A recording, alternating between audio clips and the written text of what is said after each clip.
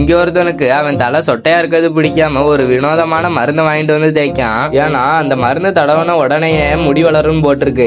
அதை நம்பி இவனும் வாங்கிட்டு வரான். ஆனா அந்த மருந்து அவன் கிட்ட கொண்டு போகும்போதே அதுவாவே அவன் தலையில ஒட்டிக்கிறது. அப்படியே அந்த மருந்து அவன் தலை ஃபுல்லா தேய்க்க ஆரம்பிச்சிடறான். அப்படியே தேய்க்க தேய்க்க அவன் மண்டையில எரிய ஆரம்பிச்சிருது. இருந்தாலும் அதோட ரிசல்ட் நினைச்சு பார்த்து அந்த வலியும் பொறுத்துக்கிட்டு இருக்கான். இப்ப அந்த பாட்டில்ல மருந்து அடைச்சுக்கிட்டு வெளியில வர மாடிக்கு உடனே அந்த பாட்டில பிரஷரோட அமுக்குறான். அதுல உள்ள இருந்த மருந்து அவன் கண்ணிலேயே தெரிச்சிருது. உடனே அதை தடவரை நிறுத்திட்டு அவன் கண்ணை கழுவிடுறான். அதுக்கப்புறம் அந்த பேக்கேஜ்ல வந்த சிலிக்கான் கவரை தலையில போட்டுக்கிட்டு அவங்க சொன்ன நேரம் வர வெயிட் பண்றான். ஆனா நேரம் ஆக ஆக பொறுத்துக்கிடவே முடியாத அளவுக்கு அவன் தலை எரிய ஆரம்பிச்சிருது.